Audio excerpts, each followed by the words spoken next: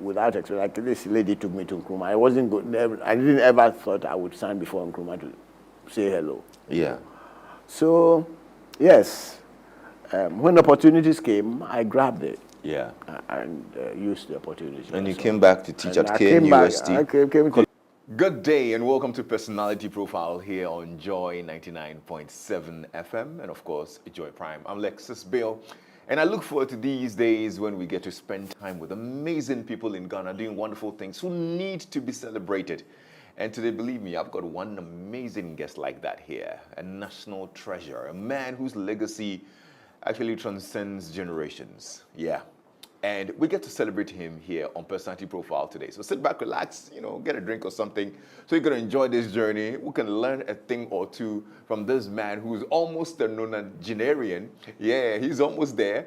And he's lived and seen it all. And more importantly, he's impacted so many facets of our society. We get to celebrate him here on Personality Profile. I'm Lexis Bill. So, like I said, this guest of mine is an amazing son of the land, who has illuminated the minds and characters of many students in Ghana and beyond. I'm pretty sure thousands of people who are watching us and listening to us as well have been impacted by his teachings, his lessons in classrooms, and probably his works as well. He's dedicated his life to academia and built an art legacy that transcends the strokes of the palette knife. It's an indelible mark etched upon the annals of Ghanaian and African art and culture. He is trained at the Central School of Art and Design, now part of the University of the Arts in London. Studied in Newcastle, in the Kent State University, Ohio State University. And good thing is brought all that knowledge back every time to Ghana. Yeah, he's lectured at the Kwame Nkrumah University of Science and Technology. Later, he became the Dean of the College of Art, actually. Now, the College of Art and Built Environment. He taught for 30 years. Retiring officially from university teaching in 1995. Then he embarked on a new chapter. Yeah, founding the Artists Alliance Gallery in 1993, serving as director for another 30 years. This brother wouldn't rest. He's been working. Yeah, his work is held in actually many prestigious and private and public collections, which include the Imperial Palace of Japan, the UNESCO headquarters in Paris, the Chicago airport as well. Look, his contribution to the Ghanaian art market and the art world did not go unnoticed as well. He's got a ton of awards and recognitions, both locally and internationally. He was honored with the Millennium Excellence Award and the Order of the Voter in 2010 thereabouts. He's a fellow of the Ghana Academy of Arts and Sciences and a life fellow of the Royal Society of Arts, London. Internationally acclaimed Ghanaian artist and educator, and lifetime achievement honoree at the 8th EMY Africa Awards, Professor Ablade Glover, my guest today. Prof, good to see you. Thank you. And how are you doing today? Oh, great. I'm doing great. You look well. Thank you very much. I think you need to start off by telling us the fountain of youth and how we can actually look this good at what, 89? At 89. At 89. Heading for 90 years. Wow. At 89 now. Born here. Yeah. Right. Actually, I was born right in the center of Accra. Oh, okay. Yes. Salga Market area. Yeah. Behind the post office. Uh-huh. That's where you were born? That's where I was born. Wow. And we were being raised there. Okay. But my mother realized that we were going to spoil. They realized you were going to... Yes. No, why? The area is a rough area. Rough as in what? No, rough. Boys, children growing there in the Yeah. streets. No, you don't grow to become anybody. Anything. I see. We were, maybe a secret. We were picking people's little pockets. Wow. Well, was that like a survival when you race instinct around or them, what? we were, it's fun. We weren't stealing. Okay. We were children playing. Yeah. And we did all sorts of things. We thought we were playing. But in adult life, this is stealing. That's bad. Yes. Bad. Yes. And my mother thought, no. These children shouldn't grow here. So she picked us up one day and brought us all to our father, right here and now, and said, hey, You look at boys. These are boys. You got to raise the boys. I will look after the girls. So that's how we ended up in that. Oh, okay, okay. No, we'll talk about growing up, but I'm just curious. What has kept you so healthy for almost 90 years? Oh, I don't know. Maybe somebody up there loves me. I don't know. Really, I eat Do you have the a natural specific fufu. diet Oh, or something? I eat fufu like you. I'm sure you like fufu. Oh, yeah, I love my my fufu. And I'm you know, that Yeah. kind of thing. Do you do some exercise as well? Not really.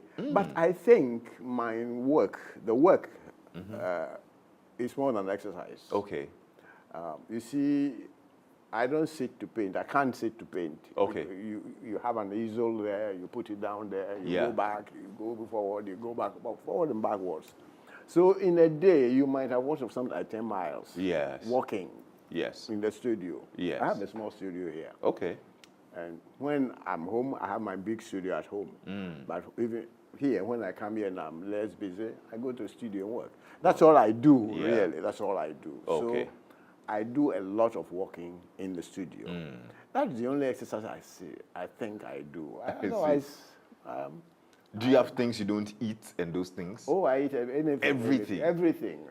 I go to any place. Wherever I go, I'll eat the food. I see. Maybe a bit of... I love a bit of Chinese food, but sometimes, up to now, I get girls in the house to, let's go, hey, go and buy me some Chinese. Yeah. Yes. But Maybe with some red wine? No, I drink a lot of beer. A lot of beer? Yes, we were spoiled. No, when we were sent to the UK, I just immediately after independence, 57, 59, they were doing what they call the government, I mean, accelerated development plan. That's what they wanted to implement. And the accelerated development plan needed to have lots of teachers. They were going to open up education. Okay. And they wanted to train people. So we were the first to enjoy, to get the scholarships and everything. Yeah. So that's how I got the scholarship and ended up in London. Okay. To study. And when we got there, Ghana was like, had just gained independence. And the momentum was great in London. And we were supposed to live like we are coming from Ghana. You know, even Nigerians were changing their nationality. You know, to Ghana. Yes, everybody wanted to be coming from Ghana. You know, so right. We were paid well. In fact, we were paid more than we should have been paid. We got more money. Everything paid. The government paid everything. And schooling, education, you're going to school, everything, your transport, everything. And you are given £30 a month. Now, you didn't know what to do with the money. £30, English pounds, I mean. At that time, of course, that was a lot of money. That was a lot of money, £30. And it's paid into our account. You open an account, and every month they pay. And the vogue, the in thing in London at the time, was to learn to smoke. Okay. You know? Yeah. Yeah. We thought it was beautiful. It was beautiful for me. I saw it was beautiful. And then we learned to drink. Ah. Yes. You had a lot of money in your pocket. You didn't know what to do. So we went to the, what do you call it, the pubs. Yeah. And you order crab sandwich. Yeah. You know, and then you order a bottle of, hey, give me a beer, give me a mug of beer. Yeah, yeah. And we're really showing off. You were living. We're living. So it was good. I so see. that's how I learned to drink. Yes, I drink.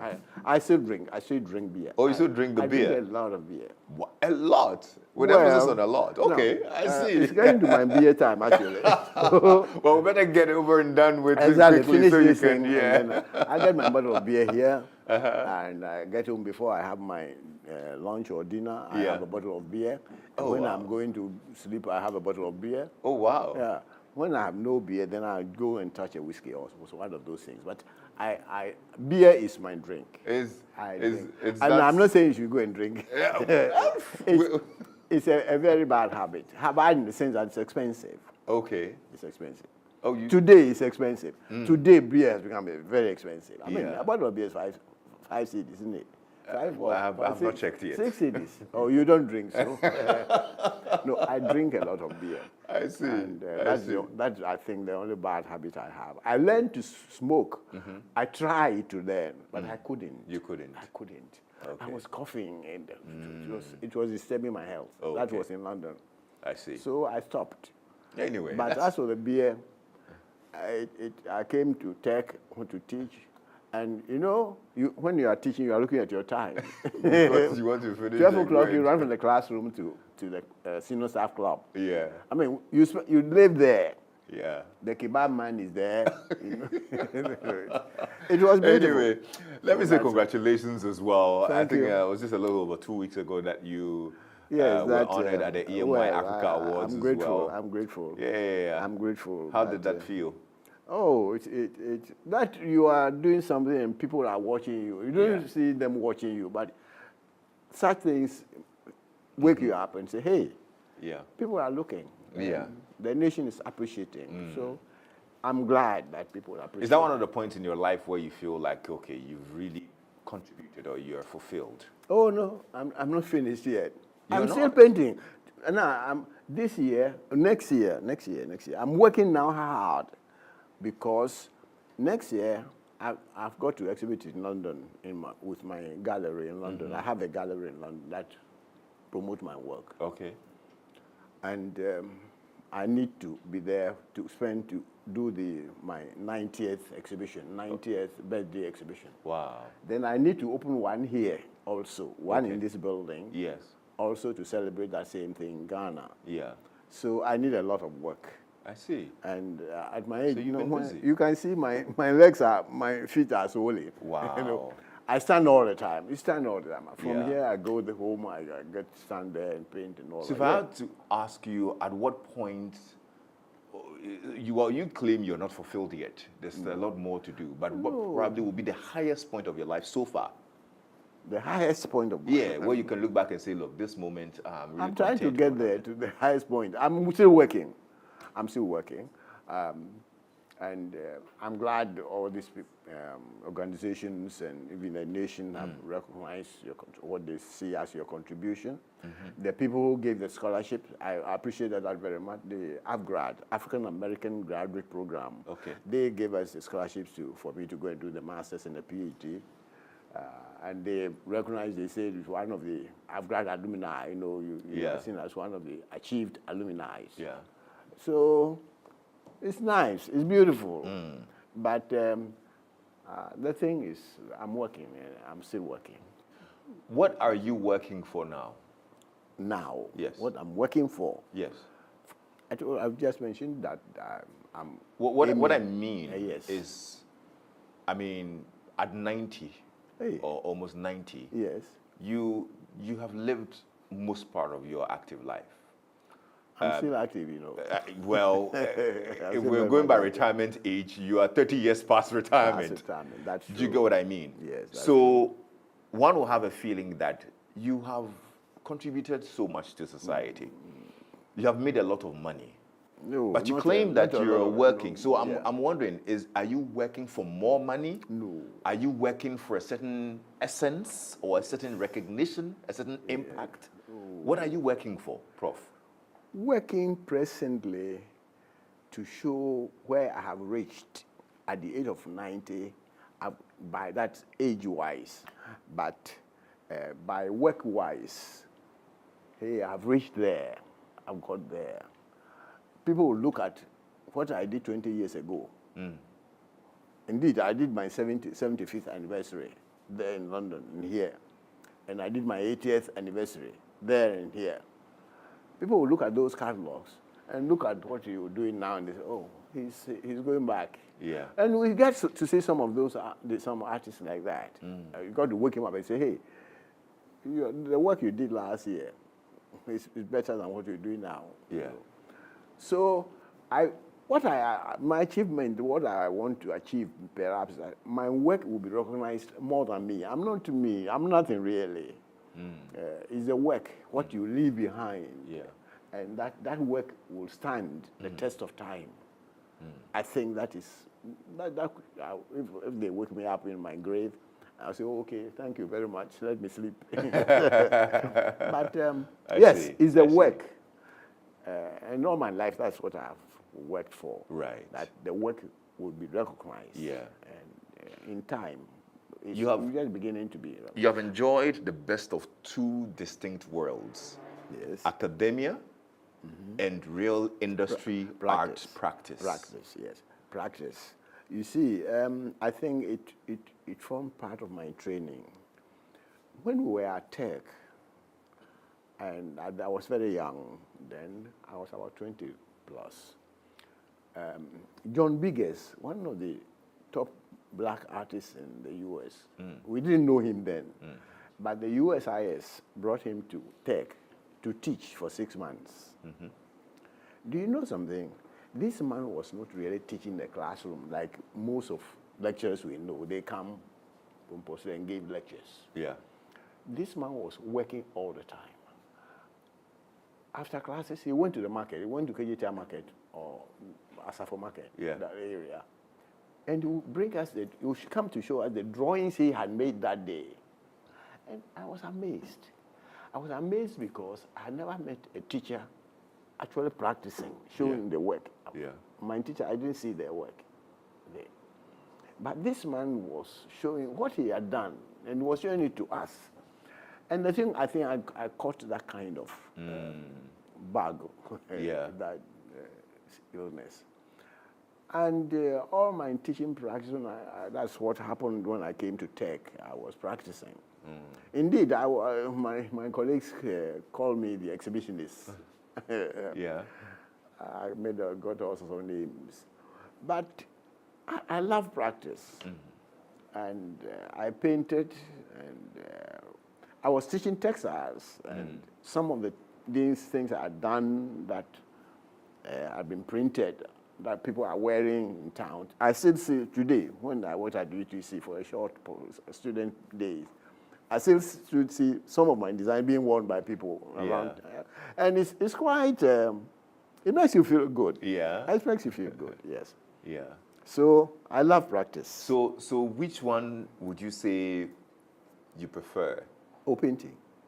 I mean, academia teaching or the practices? The practice. You prefer the practice? No, it's boring. That is why I actually veered into practice. When I came out as a teacher, a simple teacher from Akropong, trained certificate teacher, I was brought to Adabraka Middle School. And I have 45 children sitting before you, and you are supposed to be teaching them. And sometimes I was scared. I must say, I didn't like it, the feeling that 90 eyes will be looking at you at the same time. And they expecting something great from you, that kind of thing. But I managed, I did it only for 1 year. And then I started to enter Tech. I thought I wanted to get out of the classroom and teach what I love doing, so that I do it with the people.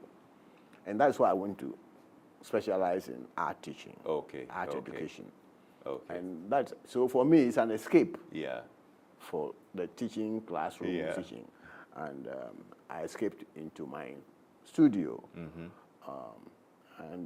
Which one has been more rewarding? Oh, definitely the studio. Oh, definitely the studio. Not academia? After teaching for 30 years? Oh, listen, no. I will always go for it. Now, if rewarding, use the word rewarding. Yes. Rewarding means getting something in your pocket too. Absolutely. Whilst you enjoy doing the thing. Yeah. It brings you. Somebody described it as eating ice cream and being paid for it. Right. I was reading one of these. Yes.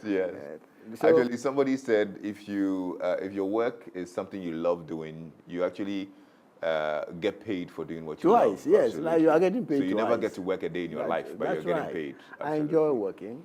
And the greater reward is that somebody comes, looks at something you've done, and he looks at it, and he's willing to dish out a month's salary or 2 months' salary to exchange for that thing you have done. Yeah.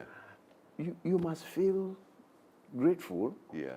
And it's wonderful. It's such a wonderful, I can't describe it. It's a wonderful feeling that you've done this and you come to hang it. Yeah. And somebody comes, will go back forward and backwards and shake his head and come back. And he's willing to put his hand in his pocket and dish out what you're asking for it. Yeah. I remember again, when I was teaching at Tech, I had a painting, one of mine, in my hall. And I love that painting. I still have a picture of that painting. There was a French ambassador then who had done his term of service in Ghana. Yeah. And he was returning to France. And they brought him to Tech. So they brought him to my house. Everybody knows I practice, so normally visitors, when they bring them, official visitors, they bring them to my bungalow. So this man came to the house. When he entered the house, he looked at the painting. He looked at it. Wow, I love that. And I said, oh, thank you. And most people say that, I think, to make you feel good. He said, I love that. I said, oh, thank you. Then he said, is it for sale? And I said, no. Indeed, I didn't say quite no. But my wife was climbing the stairs. Yeah. And my wife said,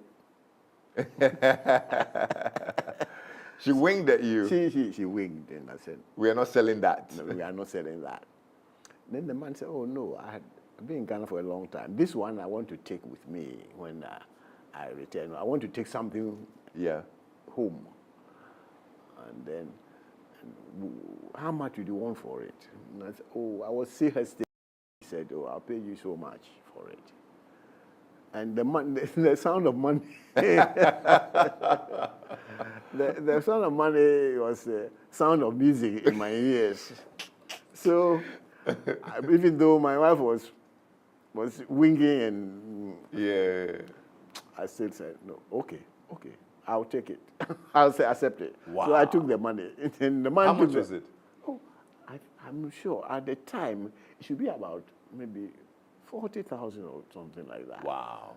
No, but which was a giveaway. Today, it's a giveaway. But I thought it was good. Yeah. A university teacher, we don't earn much, you know. So if you earn it's about almost about 4 times or 10 times my salary. About 10 times the salary? Yeah. For 1 hour to work? Yes, for 2 or maybe 2-3 hours work. Yes. Yes. Yes. So that is one enjoyment. What's the highest amount you sold an artwork for? Not much. Presently, I just sell by this thing. We're selling now, the biggest 160. 160,000. That's 160,000 Ghana cedis. Okay. Which about, actually, they said 10,000 pounds. Yeah, about 10,000 pounds. About 10,000, yes, sterling. Okay. That's what they say in London.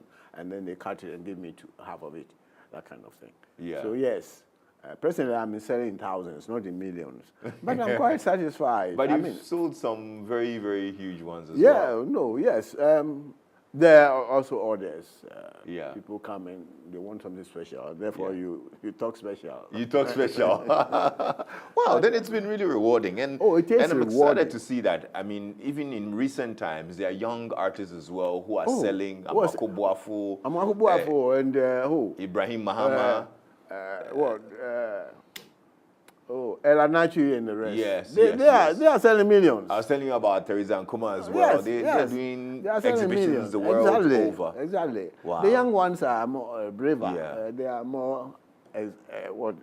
How does it make you feel? Because I mean, earlier when you started, I mean, the premium wasn't on arts this side of town like it is now. And these guys, like you are now exhibited in London. There are some who are exhibited in the US and whatnot. How does it make you feel?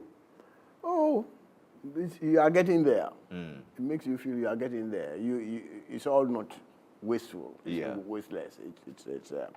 It's useful. Right. It's useful. You feel good. Let's get back to growing up. When your mother shipped you to your father, take off the boys. Yes. They're too troublesome. Yes. What are some of the lessons you learned with your dad in growing up? Oh, my dad wasn't too much into children. He had no time for children much. So he headed us into areas where gradually we'll enter boarding school. Okay. So I went to boarding, La Salem, La Salem. And so I didn't get to stay home much. After Salem, the doors were opening. I finished 1952, yes, 51 December in Salem. And then January 52, we got the first scholarships to, they were open up teacher training. And it's free, and plus you are paid. So it was good now. Yeah. Otherwise, I don't think I would have any other education. Otherwise, it would, because my background was real poor, absolutely poor. But great things happen. It looks as if it's just by grace. Yes. At the time, was there a certain kind of career profession you as a child wanted to do? Oh, yeah. Now, the famous men, the famous human beings we know were either engineers or lawyers or architects, people like that. And I wanted to be a doctor. That's what I said now I had to, if I had the opportunity. But the chance is not there. It's simply not there. So I chose to go to tech, to go to Acclaimed teacher training, because it's simply free. Yes. And my father called me and told me, hey, listen, what are you complaining about? you are going to get free education. They're going and to you pay become a you. teacher. And at the time in Labade, when they say you are a teacher, you are also a big man. You're big. You feel so my father said, hey, there's nothing else we can do. I mean, so I accepted teacher training.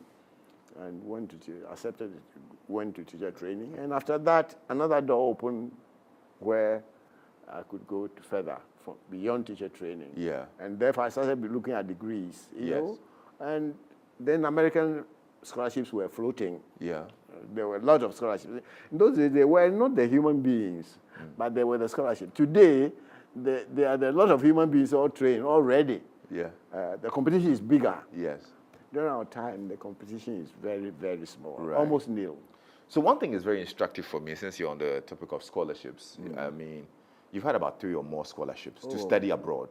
Yeah. Probably more. Yeah. Yes. But every time you came back to Ghana. Well, yes. I'll tell you a secret. I always felt cold. In Britain, I never enjoyed the day. It's too cold, even in summer.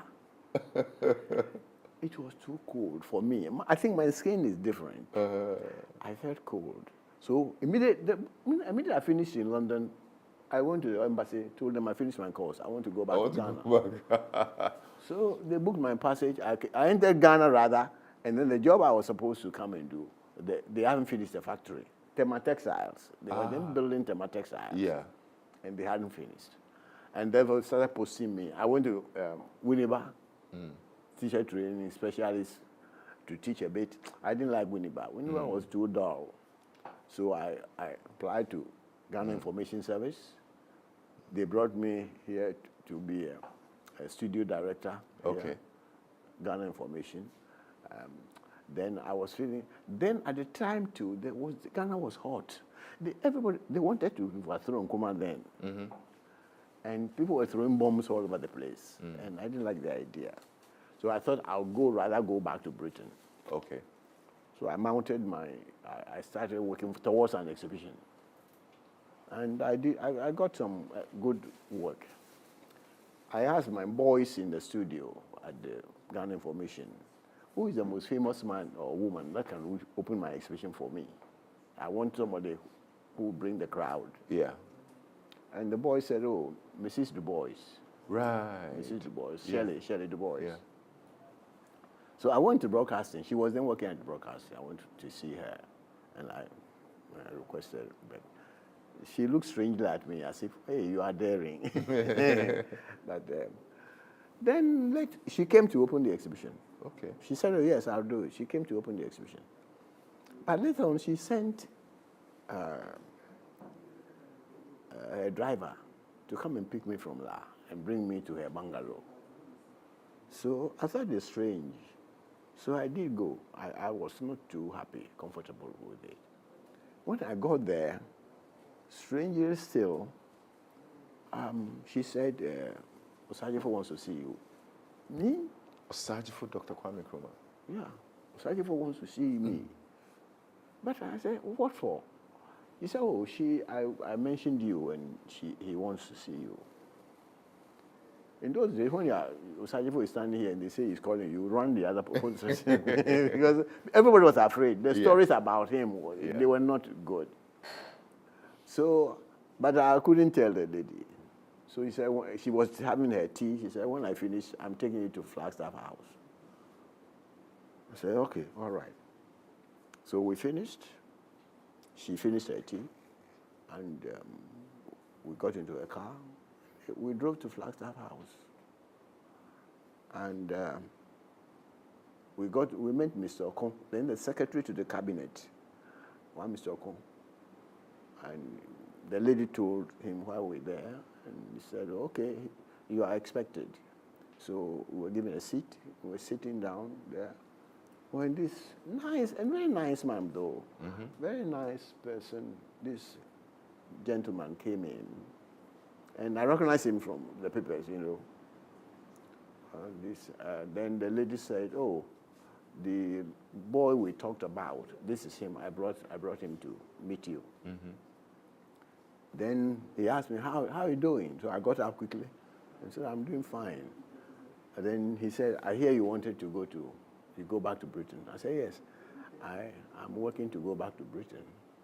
He said, "Oh, okay. It has all been planned. It has all been worked out. You pick your scholarship papers from the same."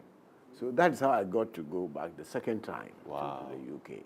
It's just because Shelley, the boys, took me personally to see the man. And you got another scholarship. My second scholarship. Yeah. So at the time, didn't you think that, and even after that, you still came back to Ghana? So yes. Aside the weather, you didn't find maybe the need to explore the opportunities there or what? No, the opportunities were great. Oh, there were plenty. Indeed, when I finished in the US, my advisor, my PhD advisor, decided I should stay and teach in the US. But look, I told you, I can't stay in the cold. Okay. I simply cannot. So I said no. I simply refused. Okay. I refused. So I think it's the cold. Well, if that's the only thing, then that's interesting because in recent times, I mean, I don't know whether you've been listening around to hear the mass exodus of people who are leaving the country. Sure.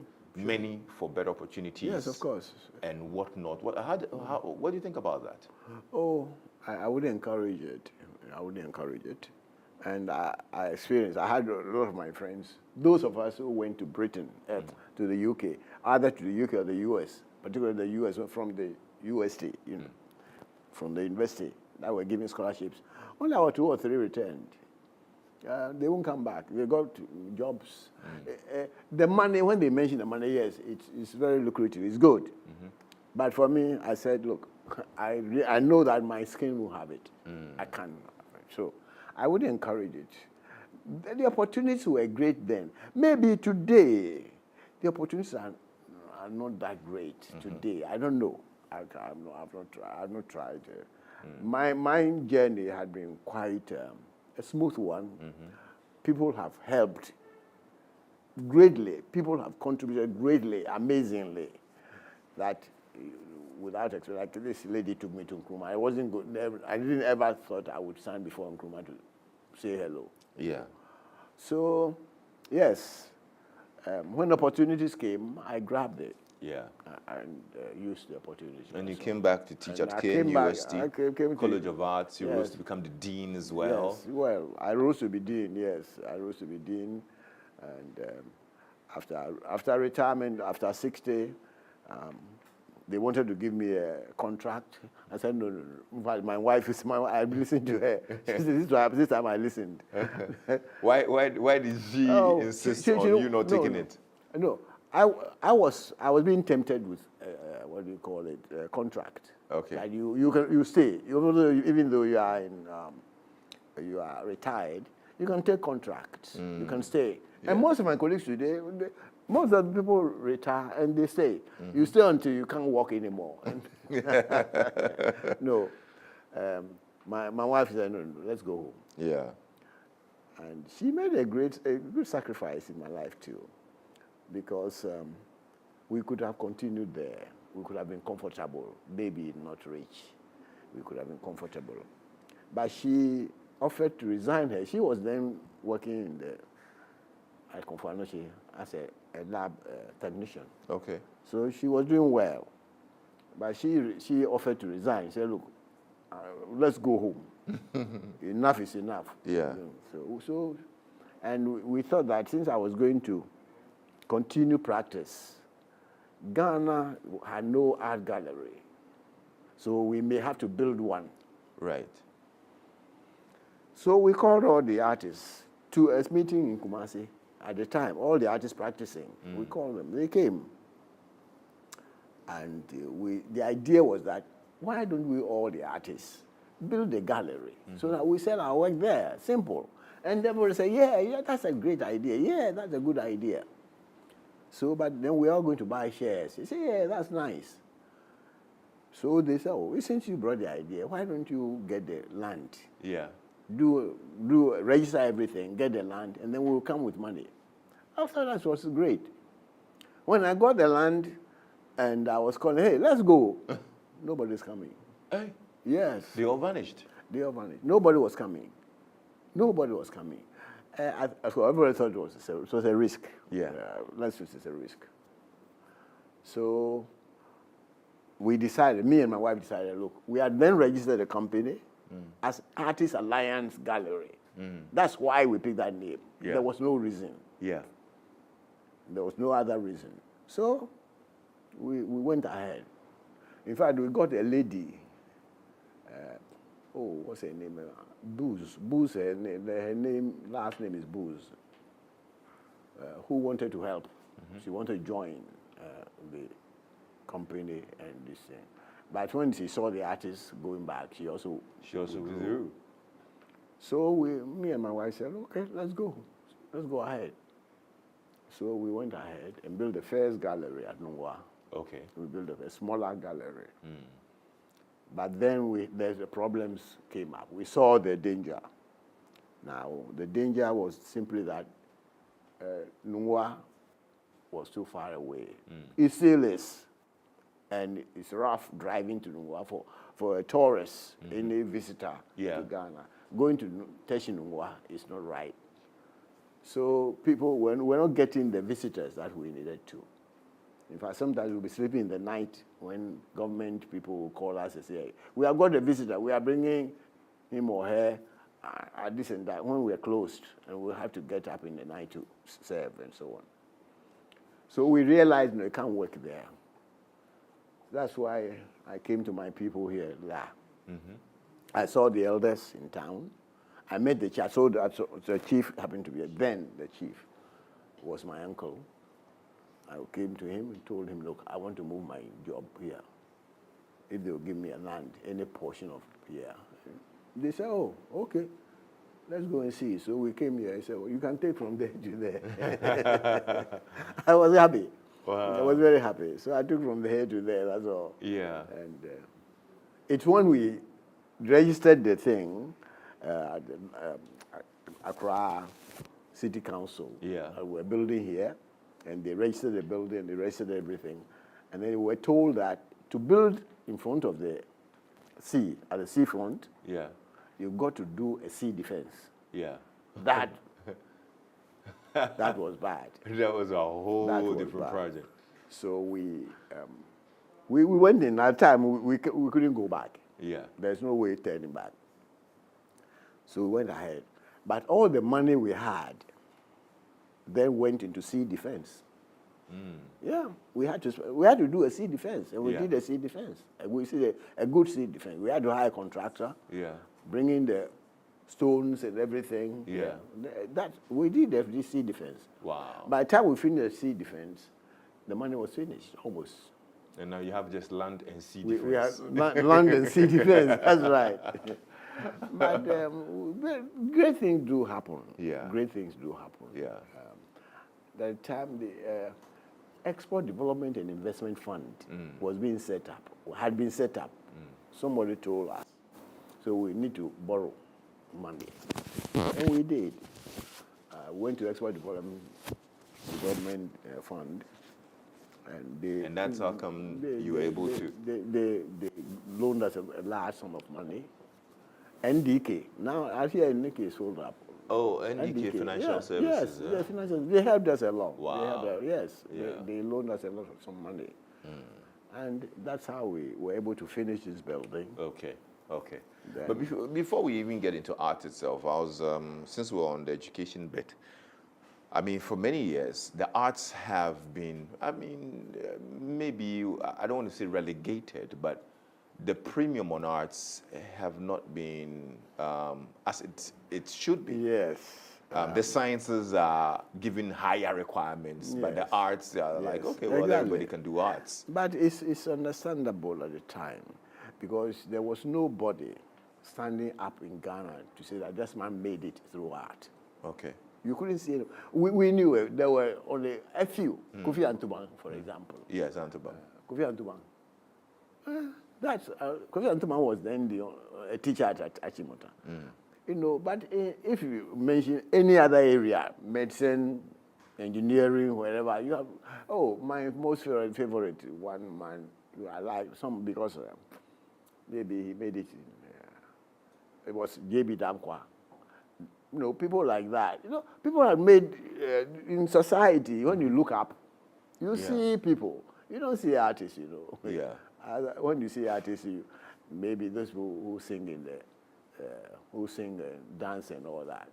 But the visual artists were not much. No, practicing artists Yeah. weren't there at all. Practicing artists weren't there. So maybe that's why parents encourage their children, and they still do. They still do. They discourage their children from doing art. And that, I've seen some children. And it still doesn't look like there are even more opportunities, because people study arts at the tertiary level, they are done, and then now they are working in banks. Exactly.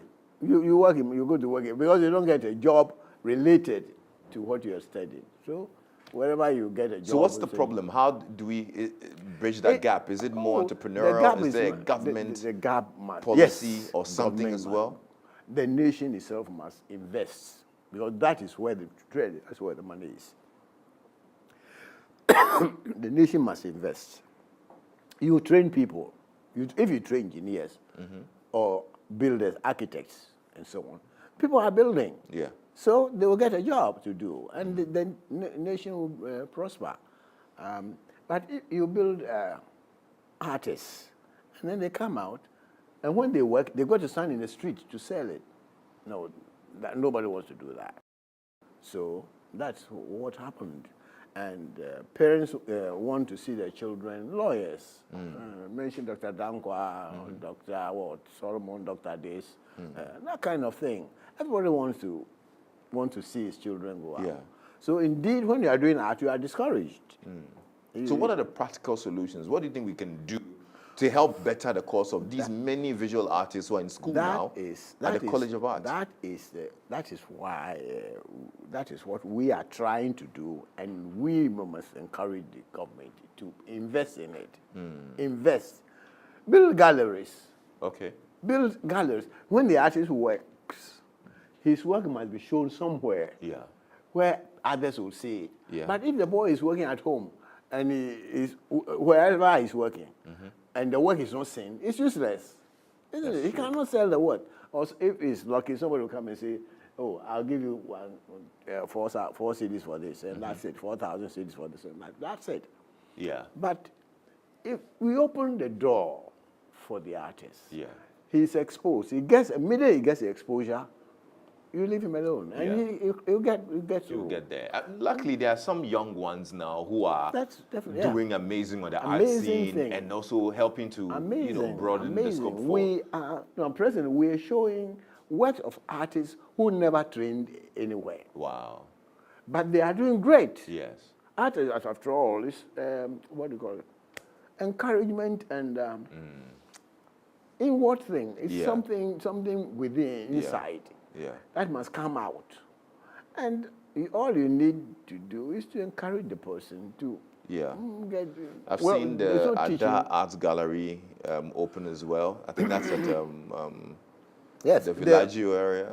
The Ibrahim Mahama opened the Red Clay Studio as well. The they are now they are opening. Yeah, the Savannah Center for Contemporary exactly, Arts. exactly, As well. Exactly. I mean, there are a few people who There are are also few, opening yes, up and people are doing stuff. seeing the light. Yes. So it's good. So it's going to get better. Oh, much better. And it's even more lucrative now. I mean, if you're selling a piece for 160,000 Ghana cedis, and well, that's no money. That's peanuts. that's peanuts. In the art world, that's peanuts. Well, that's true. In the art world, that's peanuts. Yeah, because this is why I want the nation to be part of it. Yeah, you know? yeah. Because now, if I sell a work for 10,000 pounds, I get 5,000 pounds,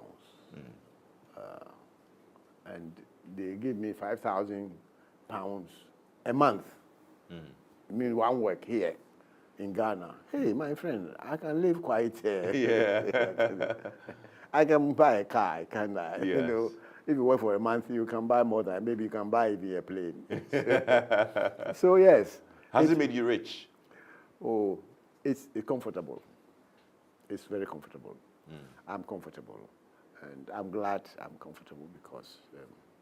I mean, to own this huge facility just on the Atlantic Ocean. Yes, and it all comes from the work. Yeah. Nothing came from. I can feel the breeze from yes, the ocean right all now. the as monies we speak, borrowed from the and bank, all. we were able to pay. Yeah. We were able to pay all our debts, and today we are not owe anybody. And You look like a lover of good things. What do you spend your money on? Beer. I love beer. Yes. Oh, I live very simple. I was living a simple life. I see. We came to Accra. We bought a property at Wesley Gone. Okay. We built our house there. We live there quietly with the children. When you want something to eat, you order it, and, you know. Yeah. So you don't have a real need. Yeah. Your mind is all focused on the work. Wow. And it's when there's a lot of need and a lot of problems. Like now, I go home, they made me something, Shionukba, I don't know, family head. So all the problems of the family is yours. So you go home and you can't even think art. Yeah. Yeah. You can't think properly. I see. What's the biggest lesson life has taught you? Listen. Lesson life has taught you. Oh,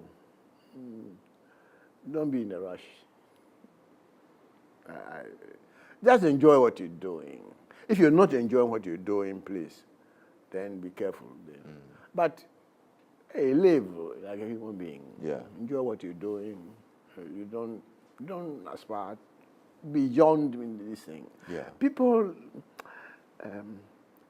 particularly young today, I think they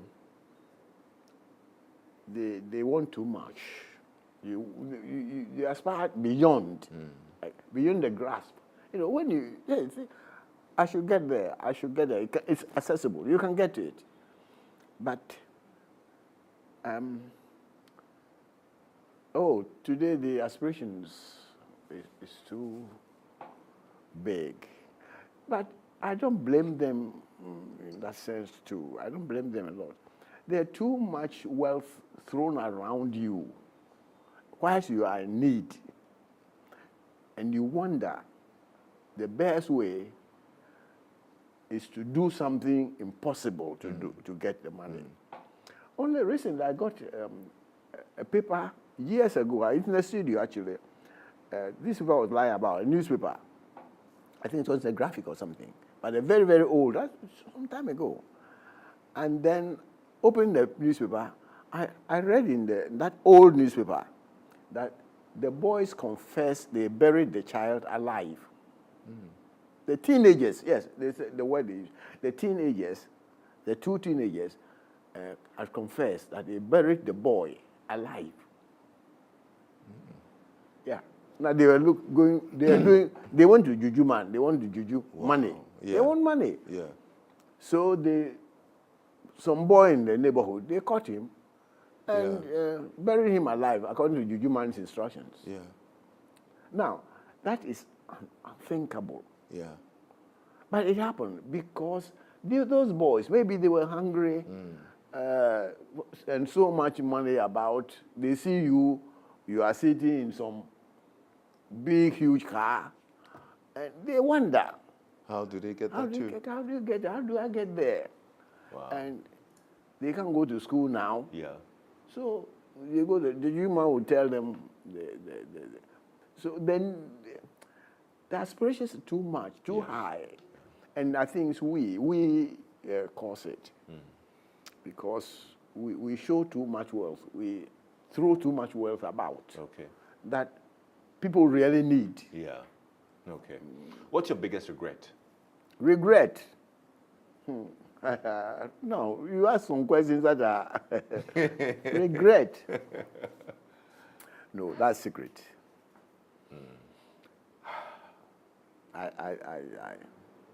I regret is that I started moving about too fast, and I married too early. You married too early. It was a big flop.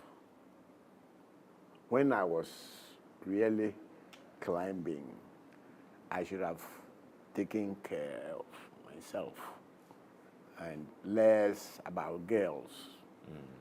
Okay. But I started, got a girl in the family way. I hope you understand that. I understand. That's right. At what age? Oh, that was about 22 or 23. Okay. I was at Tech actually. Okay. It wasn't good. I was saved from that because my mother supported me very much. My mother took care of the mother, And the the girl, child. and the child. Yeah. Whilst I was still going to school. Okay. Now, that's luck. Yeah. You won't have your parents look after your having children. Yeah. But that's how I continued my education. I Okay. wasn't disturbed by that. Yeah. So I think I started too early, and I regret that very much. But I was able to, having finished. Did you get married to her? Yes, that's the problem. When we both, that's why I regret. That's Yeah. the problem, because we have both different aspirations, absolutely different. We looked at life differently. We differ. We do not match at all. No, it broke up. Okay. But the children are still with me. Okay. Yes, looking back, I know that was a bad start. Were you promiscuous? Oh, no. When I was a boy, no. I wasn't promiscuous. No, I wasn't. When you were a boy, you were not. No, even today, I don't go out too much. I don't do. No. No, I was a dreamer, hoping to reach some place so that I'll be somebody. Okay. And that's what I worked for. And girls came my way. Okay. Girls came my way. And unfortunately so. But I should have known that girls are girls and boys are boys. But What do you mean? they are different individuals. I think girls are different individuals, and the aspirations are quite different. And boys have different. When you're grown up, you look at things more rationally, properly. I was a boy. I was a child myself, and I judge things on sight like this. Yeah. Later, I realized that you've got to, for human beings, you've got to study. You've got to be together, study each other, be. Yeah, that's always part of my life that I regret very much. I'm married too early. Okay. And that disturbed the nice journey. Yeah. But when I settled that, the journey continued. If you had any advice for young people who look up to people like you, what would it be? Who looked at me? Who look up to people like you? If you had any general life advice? Oh, people must work honestly and focus. Focus. And this bit I'm doing was a distraction from the focus. Okay. I think people must focus. Focus. Focus. That's a good one. I'm grateful that you got to spend time with us. I thank you. I've enjoyed spending time Thank with you. You reminded me a bit of some of the things that Yeah. were past. But I can tell you were a little bit emotional Yeah. about those bit regrets. those days, yes. Yeah. But I'm grateful. Yeah. I'm grateful that where doors closed, Yeah. new ones opened. Yeah. And I think maybe somebody was there who was helping. Yeah. So I'm grateful. Yeah. I'm grateful. And I've enjoyed life. Yeah. I'm looking forward to my 90th, and I hope to throw a big party. Absolutely. We'll be ready to party with you. I'll get a God goat. bless you, Prof. I'll get a goat in. Enjoy myself. God bless you. Thank you so very much, Prof. Thank you. Prof. Ablade Glover here on Personality Profile on Joy 99.7 FM. I'm Lexis Bill. This has been Personality Profile here on your superstation Joy 99.7 FM, and of course Joy Prime and Joy News. And we've been speaking to internationally acclaimed educator and artist, of course, the one and only Prof. Ablade Glover, who was the Lifetime Achievement Honoree at the 8th EMY Africa Awards. On behalf of the crew, we say thank you for spending time with us, and we'll be back next week with another great conversation. Good day, and welcome to Personality Profile here on Joy 99.7 FM, and of course, Joy Prime. I'm Lexis Bill, and I look forward to these days when we get to spend time